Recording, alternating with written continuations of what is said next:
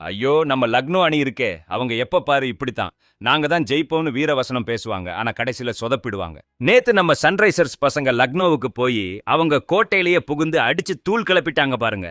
205 ரன்களுக்கு மேல அடிச்சு சேஸ் பண்ணி வரலாறு படைச்சிட்டாங்க.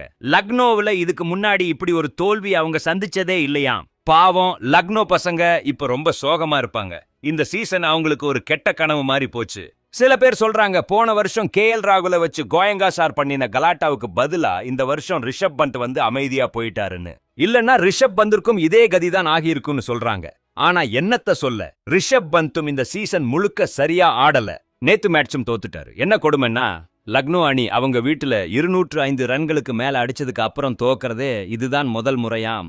இந்த சீசன்ல அது 2 தடவை நடந்துருச்சு. ரிஷப் பந்தும் கேப்டனா இருந்து 205 ரன்களுக்கு மேல அடிச்ச எந்த மேட்சையும் தோத்ததே இல்லையாம். அவரும் நேத்து தோத்துட்டாரு.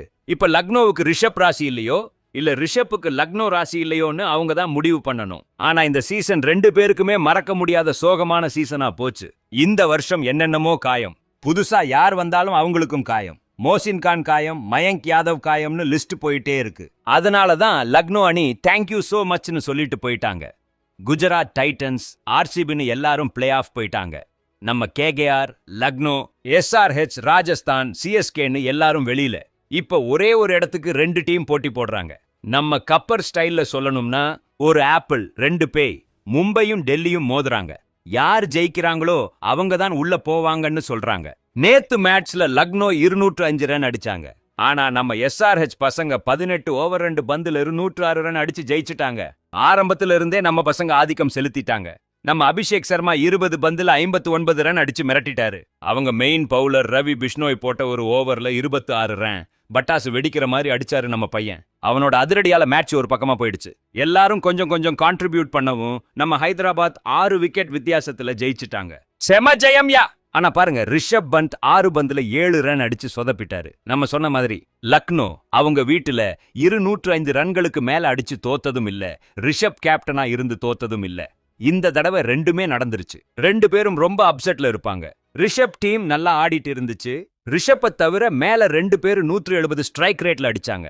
ரிஷப்புக்கு கீழே ஒருத்தர் 170 ஸ்ட்ரைக் ரேட்ல அடிச்சாரு. ஆனா நம்ம ரிஷப் நடுவுல வந்து சொதப்பிட்டாரு. கேப்டனாவும் சரியில்லை, பேட்ஸ்மேனாவும் சரியில்லை. T20 ஃபார்மட்ல இந்திய டீம்லயும் அவருக்கு இடம் கிடைக்கிறது கஷ்டம்தான். டெஸ்ட் கேப்டன்சியும் அதனால தான் போயிருக்கும். இல்லனா அவர் தான் பிக்ஸ். ஆனா ரிஷப் இல்லாமலும் லக்னோ ஒரு கட்டத்துல நல்லா ஆடிட்டு இருந்தாங்க. 15 ஓவர் 4 பந்துல 159 ரன் அடிச்சிருந்தாங்க. ஆனா அதுக்கப்புறம் அவங்களால அதிகமா ஸ்கோர் பண்ண முடியல. அதனால தான் எஸ்ஆர்ஹெச் 18 ஓவர் 2 பந்துல ஈஸியா ஜெயிச்சிட்டாங்க. நம்ம எஸ்ஆர்ஹெச் ஜெயிச்சிட்டாங்க. நீங்களும் ஜெயிக்கலாம். ஒரு ஈஸியான கேள்விக்கு பதில் சொல்லுங்க. சிஎஸ்கே ராஜஸ்தானை ஜெயிக்குமா? தோத்த 2 டீம்ல யார் அதிகமா தோத்திருக்கா? சிஎஸ்கேயா இல்ல ராஜஸ்தானா? யார் ஜெயிப்பாங்கன்னு மட்டும் சொல்லுங்க. புத்தியை இப்பெல்லாம் நம்ம டிக்விஜய் ராத்தி யூஸ் பண்ற மாதிரி இல்ல. அதனால தான் ஒவ்வொரு மேட்ச்லயும் ஃபைன் கட்டுறாரு. இந்த மேட்ச்லயும் லொல்லு பண்ணிட்டாரு. அபிஷேக் சர்மா செமத்தியா அடிச்சிட்டு இருந்தாரு. ரவி பிஷ்னோய் போட்ட ஒரே ஓவர்ல 26 ரன் விளாசிட்டாரு. ஆனா திக்விஜய் ராத்தி போட்ட பால்ல அபிஷேக் அவுட் ஆயிட்டாரு. அவுட் ஆனதும் திக்விஜய் கொஞ்சம் ஓவரா எமோஷன் ஆகிட்டாரு. போன்னு கத்துற மாதிரி பண்ணாரு. அபிஷேக் கொஞ்சம் இன்டர்நேஷனல் பிளேயர். திக்விஜய் இந்த வருஷம் தான் வந்திருக்காரு. சேவாக் கூட சொல்லிட்டாரு இந்த ஆளு என்ன பண்ண வந்திருக்காருன்னு. 2 மேட்ச்ல 30 லட்சம் ரூபாய் ஃபைன் கட்டிட்டாரு பாவம். இந்த மேட்ச்லயும் கட்ட போறாரு. சண்டே வந்துடுமோன்னு கூட ஒரு நிமிஷம் தோணுச்சு. அம்பையர் வந்து 2 பேரையும் பிரிச்சு விட்டாங்க. செம ஃபைட்டுங்க. திக்விஜய் ராத்தி பால் போட அபிஷேக் அவுட். திக்விஜய் செலிப்ரேட் பண்ண அபிஷேக் வெளியே போன்னு சொல்றாரு. அப்புறம் 2 பேரும் சண்டை போடுறாங்க. அபிஷேக் கூட உன் முடிய புடிச்சு இழுத்து அடிப்பேன்னு மிரட்டுறாரு. பெரிய கலாட்டாவே ஆயிடுச்சு. ஆனா மேட்ச் முடிஞ்சதும் எல்லாம் அமைதியாயிடுச்சு. 2 பேரும் கை குலுக்கி கட்டி பிடிச்சாங்க. ராஜீவ் சுக்லா வந்து ஆல் இஸ் வெல் பண்ணிட்டாரு. ஆனா ரிஷப் பந்த் வாழ்க்கையில எப்போ ஆல் இஸ் வெல் ஆகும்? இந்த மேட்ச்லயும் அவர் சொதப்பிட்டாரு. இந்த சீசன் முழுக்க சொதப்பல் தான். 6 பால்ல 7 ரன். இன்னைக்கு வேற தன்னைத்தானே மேல அனுப்புனாரு. ஆனா ஒன்னும் நடக்கல. அவங்க டீம் அவருக்கு எவ்வளவோ சப்போர்ட் பண்ணாங்க. ஆனா ரிஷப் என்ன பண்ண போறாருன்னு தெரியல. அவருக்கு மறக்க முடியாத வருஷமா போயிடுச்சு. 11 இன்னிங்ஸ்ல 135 ரன், 12 தான் அவரோட ஆவரேஜ். ஸ்ட்ரைக் ரேட்டும் சரியில்லை. சிஎஸ்கே மேட்ச்ல 63 ரன் அடிச்சதை விட்டுட்டா 10 மேட்ச்ல அவர் அடிச்சது வெறும் 72 ரன் தான். ஐபிஎல் ஹிஸ்டரியில ஒரு விக்கெட் கீப்பர் பேட்ஸ்மேனோட லோவஸ்ட் ஆவரேஜ் இதுதான். 14 வருஷத்துக்கு முன்னாடி நம்ம ஓஜா இதை விட மோசமா ஆடி இருக்காரு. ஆனா ரிஷப் அவரை விட மோசமா ஆடிட்டாரு. கேப்டனா இருந்து லோவஸ்ட் ஆவரேஜ் எடுத்ததும் இவர்தான்.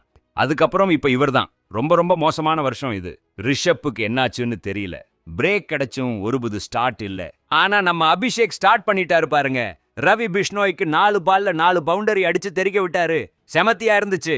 ரவி அதுக்கப்புறம் ஓவரே போடல. அதுதான் மேட்ச் தோத்ததுக்கு காரணம். நம்ம SRHல 50 ரன் அடிக்கிறது பெரிய விஷயமே இல்ல. டிராவிஸ் ஹெட் 2 தடவை 16 பால் அடிச்சிருக்காரு. அபிஷேக் 16, 18, 19ன்னு அடிச்சிருக்காரு. இவங்க தான் T20 பிளேயர்ஸ். ஒரு நாள் அடிச்சா போதும், மேட்சை ஒரு பக்கமா மாத்திடுவாங்க. அபிஷேக் சர்மா 4 தடவை 204க்கு மேல ஸ்ட்ரைக் ரேட்ல 80 ரன்னுக்கு மேல அடிச்சிருக்காரு. இந்த ரெக்கார்ட் யார் பேர்ல இருக்குன்னு தெரியுமா? பொல்லாட், பூரன், டிராவிஸ் ஹெட் இவங்க 3 பேர் தான். ஆனா அதிகமா அடிச்சது நம்ம அபிஷேக் தான். மார்க்ரம் கூட இந்த மேட்ச்ல நல்லா ஆடினாரு.